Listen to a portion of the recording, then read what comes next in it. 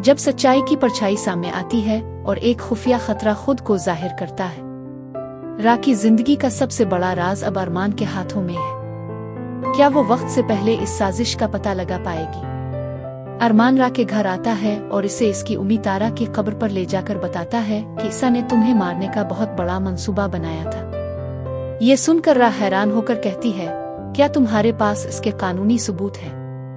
अरमान फौरन अपने मोबाइल से सारी ईसा की कॉल रिकॉर्डिंग चलवा देता है। ये सुनकर रा के होश अलिफाड़ जाते हैं और इसे यकीन ही नहीं आता।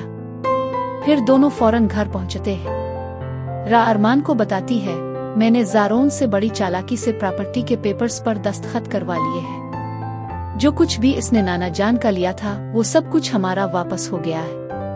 अगले दिन ज़ारोन रा से शादी करने के लिए सेफ हाउस में आता है, लेकिन इसी वक्त अरमान भारी पुलिस के साथ वहां मौजूद होता है। ज़ारोन जैसे ही खुशी खुशी घर में आता है तो बतूल फौरन आगे बढ़ती है और उसके मुंह पर एक जोरदार थप्पड़ मार देती है। फिर ज़ारोन रा से कहता है, रा तुम मेरे साथ ऐसा नहीं कर सकती। इसी वक्त पुलिस आगे बढ़ती है और ज़ारोन को ऑन दी स्पॉट गिरफ्तार कर लेती है। फिर बतूल फौरन अदील को बताती है कि मामी ने रा को भी मारने की कोशिश की थी और अरमान को भी। फिर वो फौरन अरमान से मोबाइल लेकर अदील को सारी रिकॉर्डिंग सुनाती है। ये सुनकर रामेश भी वहां पहुंच जाता है और वो भी सबके सामने ईसा के खिलाफ गवाही देता है। ईसा कहती है कि ये झूठ बोल रहा है, लेकिन अदील गुस्से में आकर फौरन ईसा को तलाक दे देते हैं। फिर वो फौरन इसे घर से धक्के मार कर निकाल देते हैं। तभी अदील अरमान से कहते हैं कि वसीम भी किसी हाल में बचना नहीं चाहिए। अरमान अपनी ताकत का इस्तेमाल करता है और इसे पता चलता है कि वसीम सारा पैसा लेकर मुख छोड़ कर जा रहा है।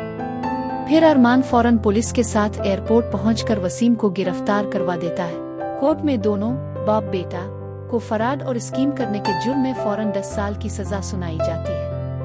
फिर अरमान खुशी खुशी घर आता है और रा को प्रपोज करते हुए कहता है, क्या तुम मुझसे शादी करोगी? रा फौरन शर्म से हाँ कहती है और कहती है, मैं तो तुमसे ही सच्ची मोहब्बत करती हूँ। अगले दिन शादी का दिन होता है। रानिका की खूबसूरत ड्रेस में तैयार होती है।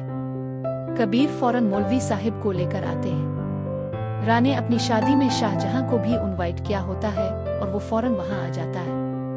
अरमान और रा का मौलवी साहिब निकाह पढ़ाते हैं। पहले वो रा से पूछते हैं, क्या आप अरमान से निकाह कबूल है? रा खुशी खुशी कहती है, कबूल है। फिर अरमान से पूछते हैं, वो भी फौरन कबूल है कहता है। निकाह जैसे ही मुकम्मल होता है तो शाहजहां की नजर फौरन बतूल पर पड़ती है। इसे बतूल को देखकर अपनी अलीशुबा की याद आ जाती है। रा उसके पास आती है और कहती है, किसको देख रहे हो? वो बोलता है, ये प्यारी लड़की कौन है? रा कहती है, ये बतूल है जिसके साथ ज़ारोन ने बहुत बुरा किया है। शाहजहां फौरन बतूल के पास आता है और कहता है, क्या तुम मुझसे शादी करोगी? बतूल फौरन मुस्कुराते हुए हाँ कहती है। इसी वक्त बतूल और शाहजहां का भी निकाह हो जाता है। अरमान रा को अपने घर ले जाता है और शाहजहां बतूल को अपने घर ले जाता है। कुछ दिन बाद रा की तबीयत खराब होती है। डॉक्टर फौरन चेक करके बताते हैं, मुबारक हो, तुम हामिला हो। ये सुनकर अरमान बहुत खुश हो जाता है। 1 साल बाद रा और अरमान के घर एक प्यारी बेटी पैदा होती है। अदील फौरन रा के रो में आते हैं और कहते हैं, मैं इस प्यारी बच्ची का नाम तारा रखूंगा।